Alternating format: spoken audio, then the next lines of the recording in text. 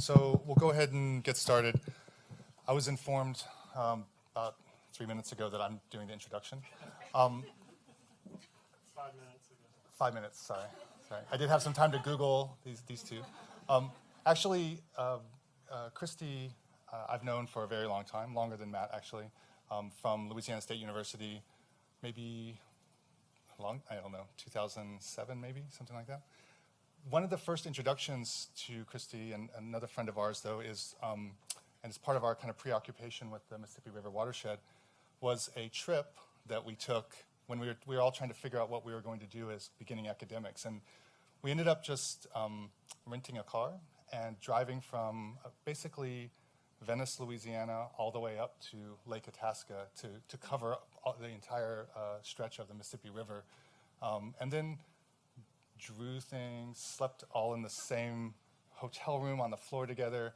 But it was a way to kind of orient ourselves to the Mississippi River. And I think part of that has kind of led to this kind of preoccupation we've had.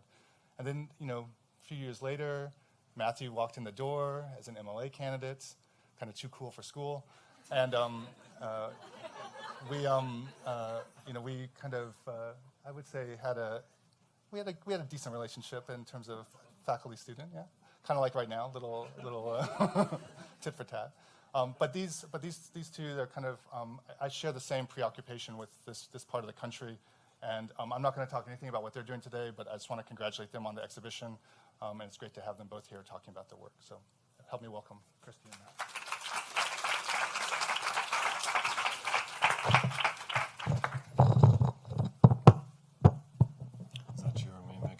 Russell.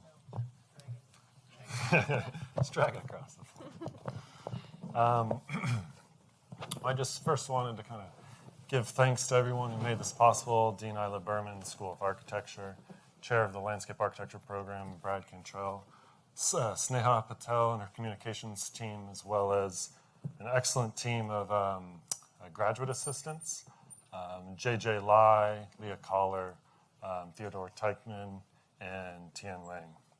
And so, this project, you guys will be seeing a part of this project, but there's a long sort of history before it. We've been working on it for almost 10 years now, which sort of takes your breath away. It lived in sort of paper form for most of that time. And about a couple of years ago, we actually sort of transposed it into physical form for an exhibition at Ohio State, which was the first iteration of the exhibition has since been exhibited at the University of Illinois, Urbana-Champaign, and now is at is here, which is in its most complete form. We've added things. It's been a great process. So our work confronts this inherent dilemma that comes with a decision to engage with river landscapes, especially to modify them in this attempt to kind of gain control. And the goal of this work is to use historical inquiry as a tool to reconsider a broader definition of potential landscape futures, one in which infrastructure, flood control infrastructure specifically, is imbued with far greater capacity to act in time and space, and with a definition of security that's far more inclusive and much more ambitious. So we see flood control infrastructure as a kind of taxidermy. We've always long talked about it as taxidermy, landscape taxidermy, actually. Its goal is to suspend landscape dynamics and within a predetermined set of tolerances that makes the landscape predictable, dependable, and essentially static. This is not a foreign concept for us. Our history is rife with examples of taxidermic representations of complex ecologies. And often these become viable replacements for the real thing because they make it okay for us to engage with them. They become a little less scary, a little more consistent. They arrest time and suspend change at that perfect moment, making the things, the places, the beings contained in some way digestible, accessible, and controlled. Our interest in taxidermy emerges from the extent to which it is a constructed reality, part choreography and part replica, that has been designed to work backwards towards an observed condition. Realness becomes far less important than perceived or potential realness. So here, in this image photographed by Sugimoto, the act of seeing allows the viewer to belong to the scene, to become part of the hunt, to become implicated in the potential of this landscape that's unfolding. This is what Raoul Wad would describe as treating facts as processes. So photographs like this, or others from folks like Jeff Wall, are in fact constructions. This one is of a diorama at the American Museum of Natural History. They operate as vectors that work within our conceptions of history and memory to build out and make accessible the impossible. Each begins with a truth, only to pass through fictional terrain in order to allow the viewer to inhabit otherwise impossible worlds. And we would argue that in terms of a cultural act, flood control infrastructure is really no different. These spectacular constructions give the outward appearance of security, but they do so by establishing boundaries with forces and systems that don't always play by the same rules. That slippage between perceived security and almost guaranteed disruption, that's what we find most fascinating. It's a productive moment in our ongoing negotiation with natural systems. Our work begins with those moments when the river breaches the contract, creating a punctuation in any kind of sense of a benign equilibrium. Our work makes the assumption that punctuations like this are inevitable and are always followed by critical moments of design decision-making. In short, we're interested in the aftermath of events like this. And so we work with artifacts, and we work with artifacts that emerge in the aftermath of flood event. Our interest in documents like this are in trying to understand how and where landscape fear gets archived, and how that landscape fear eventually gains enough legitimacy to begin shaping the landscape. We see these documents as being historical footholds in an incomplete story about the designed relationship between infrastructure and landscape. Even the most well-intentioned efforts to secure, to control, or to resist come with a host of socio-ecological consequences, chief among which is erasure. Decisions are made, lines are drawn, space, material, memory, people, all get shuffled. Sometimes that shuffling is gradual, like the rituals associated with baptisms. Here you see from the river to the borrow pit next to the levee, then eventually to a stock tank tipped up against the side of a tree next to the church. Sometimes this shuffling is more gradual. Sometimes it's more instantaneous, like this cemetery that has been moved from one part of Louisiana designated for flood control infrastructure to a quote-unquote safe zone. But regardless of the speed, it leaves behind a landscape defined by both disruption and security. And so there's this persistent tension between disruption and security, between the unwieldy environmental dynamics and our need to secure against change. It creates a kind of dialectical relationship between the inevitability and the mandate for security, both of which we argue produce acts of erasure. No actors, no agents, and no organizations make this more apparent than the Army Corps of Engineers. The Corps gave rise to some of the country's most spectacular constructions, like this, the floodgates of the Morganza control structure. Configuring spaces and materials at a scale and speed really that only achievable with federal support for what was essentially an arms race with the Mississippi River. So over decades of speeding up and slowing down, environmental forces across 1/3, 41% of the United States, the Corps unwittingly assumed the position as the most powerful and, we would argue, most contested landscape designer in American history.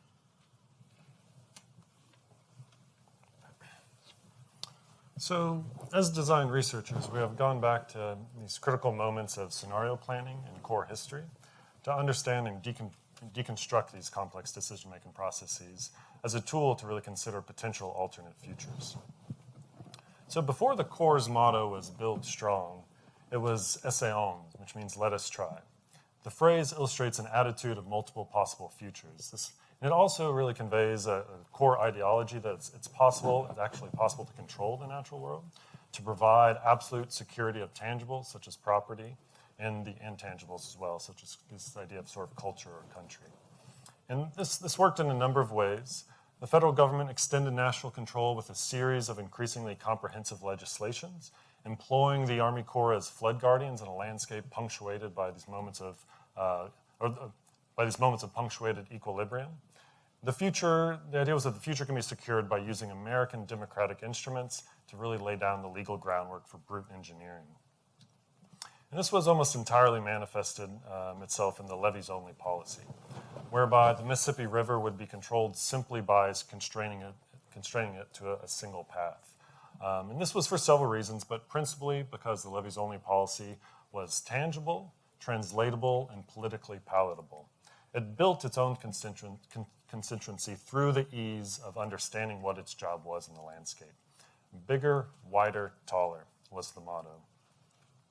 And in 1926, the Army Corps, by way of the Mississippi River Commission, submitted its annual report to Congress stating, amazingly, that the levee system was 91% complete and wasted no time touting absolute victory over the mighty Mississippi.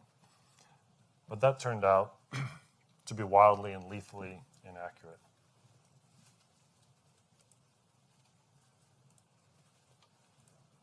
And this is some archival footage to kind of illustrate the sort of devastation that resulted from the 1927 flood.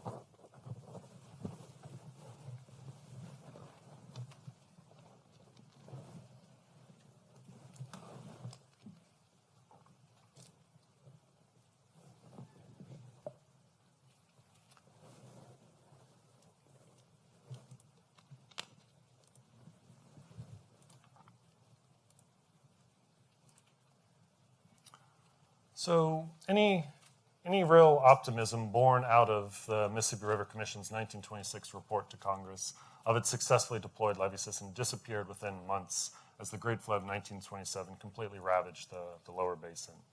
The river had spoken. Levees only would not work. And what emerged in the years after the flood was a flurry of experimentation, legislation, and perhaps most significantly, a renewed commitment to the capacity of infrastructure to prevent loss. This set in motion a drastic recalibration of the Corps identity, radically transforming its role in actively shaping the American landscape. And we see a new landscape infrastructure type come into play at this point, and that's the spillway, variously called spillway, floodway, or the Great Siphon by more enthusiastic engineers. The spillway is a large swath of land bound on either side by levees, connected to the Mississippi River by way of floodgates. When the river was full, the floodgates could be opened, and all the unnecessary water could be washed down into the floodway. It seemed like a great plan. And even though the levee had become the icon of the public icon of protection for the river, the spillway offered engineers the art and flexibility of directional control. This had long been the boutique project of the Corps, going back to the turn of the 20th century.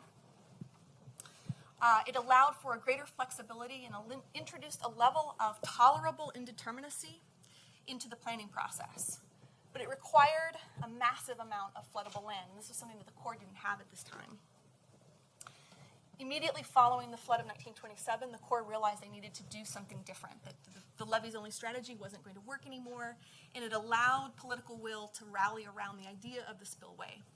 And we immediately see in the weeks and months after the 27 flood, public debate starting to emerge, public within the Corps on record, including this document, May 1927, that starts to put forward debate about what a spillway is and the extent to which the Corps would support that going forward.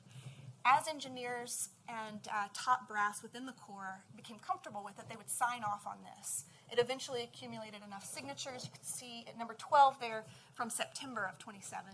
We have Major General Edgar Jadwin signing on. But I'd also point you to signature number 10, which is a name that we can't read. Very interested to get to the bottom of that. So if you can read the signature in the audience, please let us know.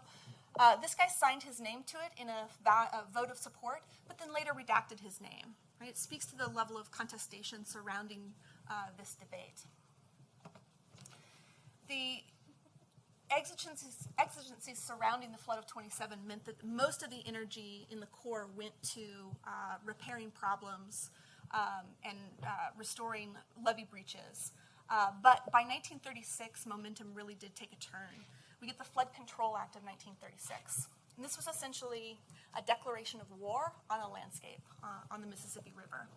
It introduced what we typically talk about as a new era of geomorphological imperialism that was now federally sanctioned and fully funded.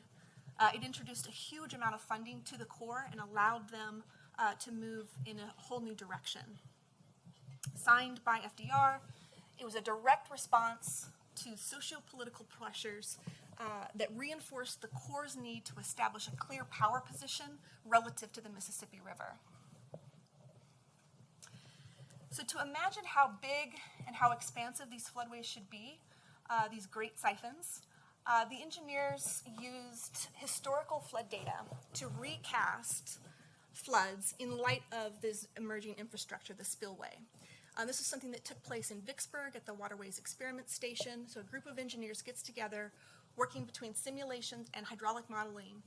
They played back through the 27 flood, the 1917 flood, and looked at how those floods would have conceivably played out differently if spillways had been in place. I think that's a group of engineers that we can all get behind and understand as designers. But there's another part of the story. While those engineers worked on what a spillway might be, there was a whole other group that was left to figure out where it would be built and what had to be moved in order to make room for it. Land had to be identified, it had to be assessed, it had to be acquired, and all existing conditions had to be relocated or quite simply erased. This is where we see a lesser discussed part of the Army Corps coming forward. This is a group within the Corps called the Department of Real Estate. The Department of Real Estate is a group, and they say this on their mission on the website, is to acquire, manage, and dispose of real estate for the Department of the Army. And, I like this part, to perform unique contingency capabilities. I feel like I should put that on my next resume. The Department of Real Estate said, essentially, we won't define what a spillway is, but we will take responsibility for defining those costs associated with getting there. And so what you're looking at here is the 1928 Land Valuation Map. And we actually have this piece in the gallery. This is a document that the Corps produced, the Department of Real Estate produced. They went parcel by parcel through this area of the Morganza and Atchafalaya Basin and coded each parcel according to the value of that land to the Corps' interests in building spillways. So land value, and this is a close-up view of that. Land valuation, assigning dollar figures to occupied land sounds simple enough or straightforward enough, but as we all know, occupied land is incredibly nuanced and saturated with meaning for local communities. And so as the Department of Real Estate sent its assessors out into the landscape, we see a huge uptick in letters coming back to the Corps expressing anxiety around the presence of these people who were assigning dollar figures to their land.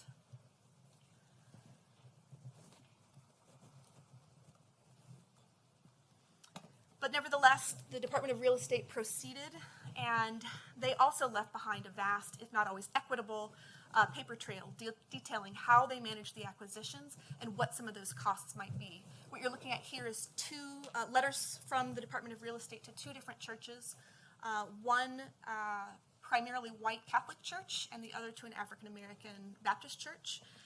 Both discussing how the church and the associated cemeteries would be relocated by the Corps. As you can imagine, two different strategies. In a matter of 2 decades, the lower basin was totally transformed into a machined landscape defined as much by its inauthenticity as any realness that still remained. Which leads us to the end of our talk, or the beginning of the end. Which sort of continues into the exhibition. So in the process of researching the spillway, this highly contested infrastructure type, we visited the archives at the U.S. Army Corps of Engineers, their district headquarters in New Orleans, which was an amazing experience. There was just kind of maps littered everywhere. They hadn't fully even digitized anything. It was pretty much forgotten space. They had one sort of secretary decorating her desk in Christmas decorations year round, and she was the only one sort of in charge of these things, which was incredible. But as often happens in archives, we found an all but forgotten cache of evidence. So we found construction documents of control structures. We saw documentation of low sills near catastrophic compromising during the 1973 flood. And this is the principal structure that keeps the Mississippi River flowing down the Mississippi as opposed to diverting down the Atchafalaya, which would essentially leave New Orleans and the entire sort of shipping industry and port system below that completely dry and out of business. And we also found Army Corps of Engineers correspondence that began to kind of show us some of these disagreements and the sort of view of engineering and of this landscape that isn't sort of outwardly presented from their sort of public relations standpoint. But perhaps most revelatory was the discovery of documents pertaining to this small and radical office hidden within this Department of Real Estate. And this was the Office of Recovery and Reconciliation, an office formed in 1928 to manage cultural restitution for the core and preservation of local heritage in the aftermath of the 1927 flood. And so founding documents, correspondence, drawings, models, et cetera, reveal a whole additional side to the Corps, a side that's actually sensitive to the cultural underpinnings of place, the existential influence of memory, and a radically unique take on what flood control infrastructure can be. Remarkably, amid this atmosphere of kind of outwardly assured technological supremacy, the lost documents of the Office of Recovery and Reconciliation reveal this institution that's divided how to manage floods, as well as the national anxieties that kind of accompany them. So exposing concern for the potential consequences of engineering the mighty Mississippi, these documents really speak to the alternate vision, or speak to in an alternate vision of the Army Corps. One that's really willing to kind of wrestle with the cost of its unprecedented reach for both power and control. And so if spillways are a physical and material expression of quantified risk assessment, the sort of cold engineering, the Office of Recovery and Reconciliation is an acknowledgement of the paradox of control and the consequences of projecting these guaranteed futures. It also operates, this office, as a proxy for lost history and a critique of the decision-making surrounding the restructuring of the American landscape in the early 20th century. And so what remains of these documents and their associated narratives manifests temporary geographies for the erased, forgotten, and unfulfilled spatial trajectories of the U.S. Army Corps of Engineers. So positioned really at the slippage between documented truths, unfinished business, and mythic tales, these materials dissolve the obvious markers of past and present, found and fabricated, and really expose an institution's quixotic desire for permanence in the face of constant change. So full of kind of unmapped gaps and spatial aberrations, the documents construct a mythic topology of competing histories and counterfactual possibilities for the Lower Mississippi Basin. And so all of the documents discussed so far are in some way real. Real in the sense that each exists as a physical, material object worthy of consideration. These objects, some extracted from historical context, others constructed out of context, work collectively as a critique of our histories kept, lost, and forgotten.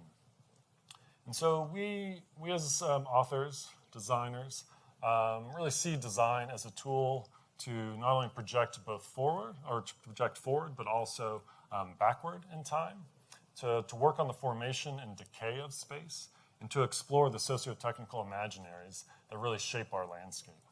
And so this results in a new landscape methodology, parafictional design research, splicing future-oriented scenario building with grounded, rigorous archival research. And so this ultimately instrumentalizes design beyond the conventions of both projective proposals as well as sort of historical research into a new territory where history and the writing of history, disciplines fundamental to the formation and evolution of social ideas, realities, and imaginaries, it's now open to a medium. It's now a medium kind of open to interrogate through the eidetic tools and techniques of design. So though it certainly walks a fine line, particularly in this troubling era of post-truth darkness, the reflections, conversations, and questions it raises through historical fiction are acute in their strength to empower individuals and advocate for change in a time of unprecedented turmoil. So we'd like to end this presentation with this slide, which is a quote from German Jewish writer Walter Benjamin. So this project, the story of the Office of Recovery and Reconciliation, is ultimately a work engaging memory and history as a medium, as a contextual mesh to kind of physically and psychologically enter and work from within. So we invite you to visit the exhibition to kind of take a closer look at these parafictional documents and envision an alternative history and what that might mean for the future. So I think we'll open it up to some questions before venturing upstairs into the gallery. Thank you.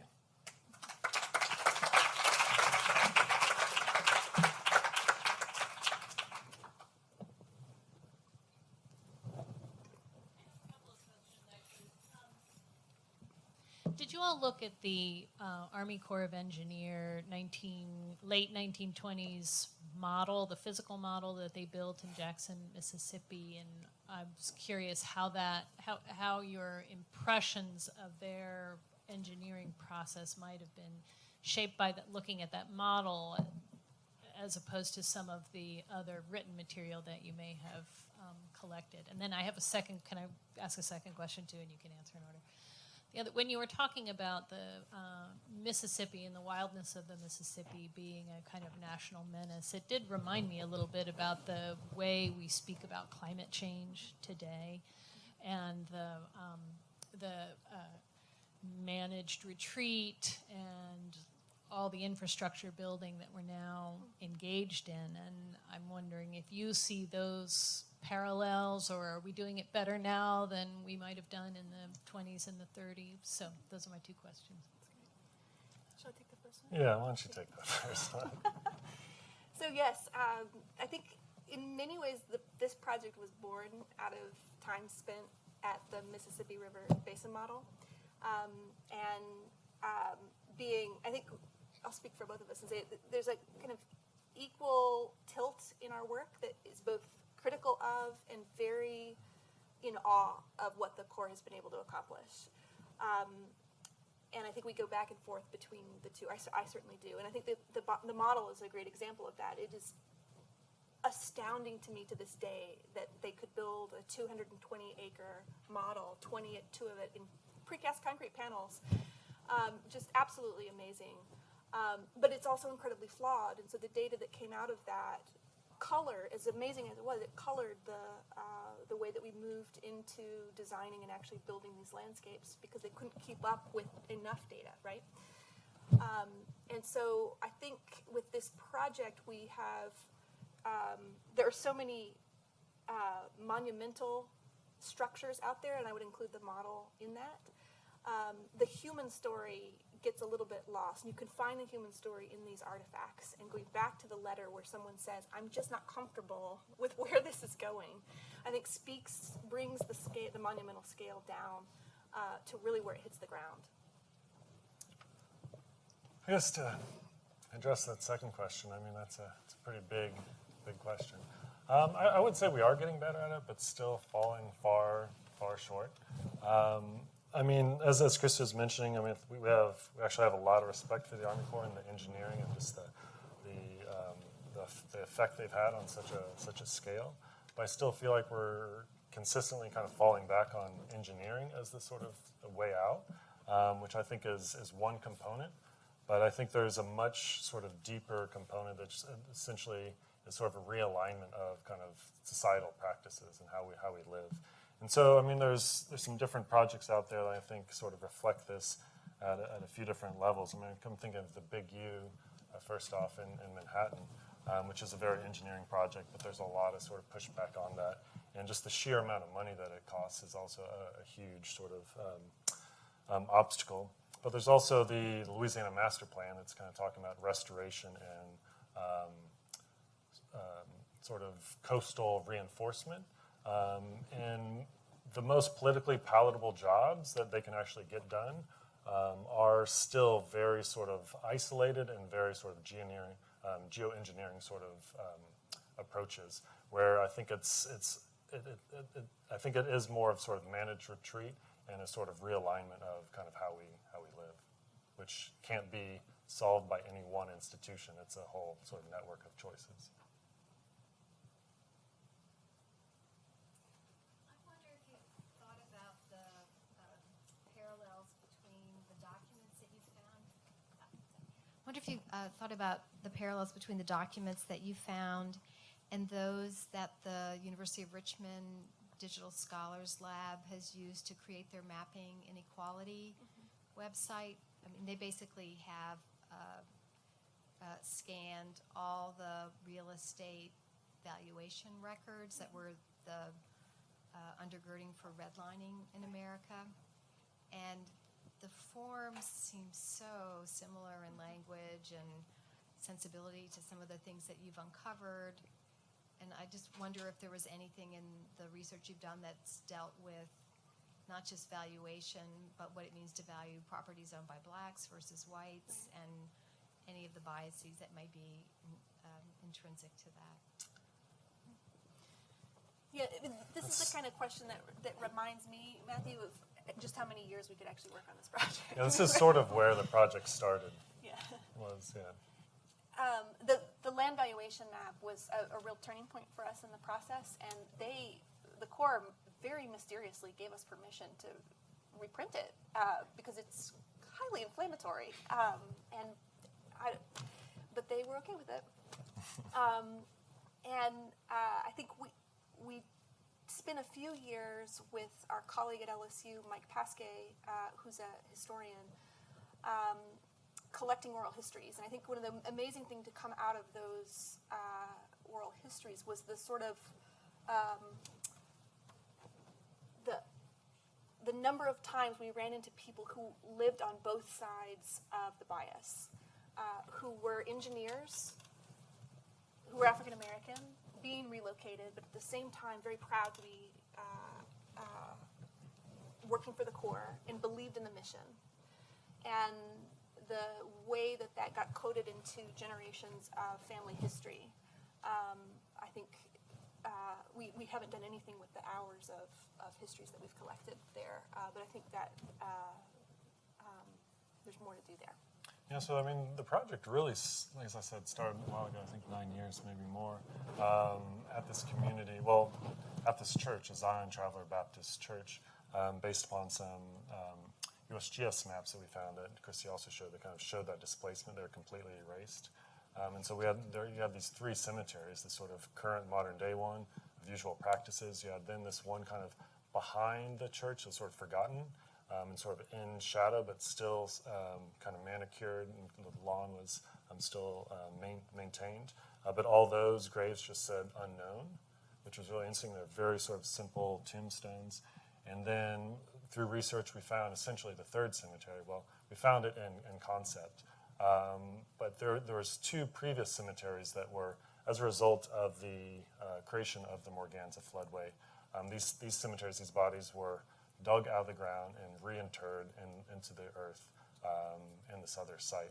And it spoke to this like huge moment of erasure. Even the community members at the church itself didn't really know didn't know any of the answers really to the questions that we were asking.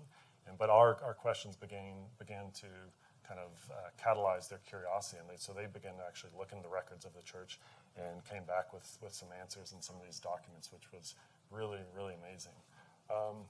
And I mean, this project's had a number of different sort of forms over the years. I mean, currently the one we're presenting is really about sort of parafictional design research, which it's a bit difficult, or I should say risky, to sort of tread into the territory of these sort of underserved communities and displaced individuals, et cetera.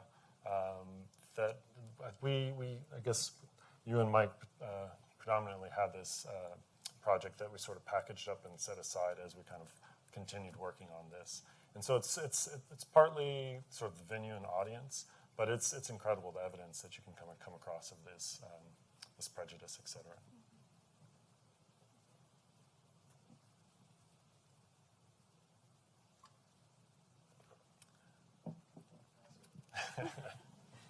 So this is about this kind of idea of the parafictional and how we engage it, right? And like how that sits out there. I mean, obviously in the presentation, there's not a moment where we know it begins or ends. I would say, and I think in the exhibition we do that also.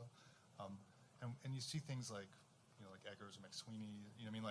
Obvious fictions. We kind of understand how to engage them, and then we understand how to critique them and place them with kind of known histories. I guess in this case, do you have any conflicts in terms of it as an approach and how it gets put out there? Are you careful about how it gets put out there? Does it matter? Is it? I'm kind of just want to hear your take on it to some degree, because I think You know me. I worry about this all the time. yeah, I know, but I want to hear you say that. I think we've been struggling with just that question for It's 9 gotten years a now. lot harder in the last few years. Yeah. When we started this project, there was a level of optimism that was publicly accessible enough that it felt possible to do this, and we've really had to check ourselves in the last few years. But I think the fundamental question that we come back to is how do designers work on history? Not as designers masquerading as historians, but to look at the potential futures that are just sitting just out of reach, and that a designer can bring to light and envision or spatialize in a way that would be out of the discipline of what a historian would typically do. And I think grounding it there does feel less about trickery and more about using our discipline to do something else. I guess do you think it's necessary to really to document that moment of bifurcation, right? Where we make the break from what's known and documented to what's projective. Right. Is that necessary, or is it? Yeah. I'm struggling with it. That's why. Well, part of the way that we set up the talk is to let it be blended in imagery, but what I talk about versus what Matthew talks about does make a distinction there. And so we can embody different parts of this story. We also have, I think, different tolerances for where that line might sit. What are you trying to say? No, it's definitely something we've been struggling with over the years, and I think every time we present this project, we kind of present it slightly different based upon venue, audience, who's the current president, et cetera, which has been really, really tricky. And so I think most recently we've essentially sort of landed upon sort of telling it, sort of being transparent, sort of leading the fiction on for a while, but then the end sort of laying out some cards, I should say. But I do think there's a lot of power in sort of asking your audience to work a little harder. I think one of our precedents kind of for this project going way back is Museum of Jurassic Technology in LA, where some of the exhibits are totally fact, some are totally fiction, and there's some are hybrid in between, which I think it really puts you in this strange place where you don't know what to believe, which you would think that's sort of undercutting the audience, but I think it gives you power. It gives you agency. You have to decide kind of what's real, what's not. And in history itself, Mark Twain has this great quote, I hope I can do it justice, but it's all history is fluid prejudice, I think, or all history is written fluid prejudice, something like that, which is there's a lot of truth to that. There's been history's constantly rewritten, clarified, strengthened, undermined, etc. And I think part of what our project does is when we sort of show our cards, it reveals that power that history writers have, and that audience has to actually take it upon themselves to kind of look into things further. Well, with that, I think we might go up to the gallery. Thank you.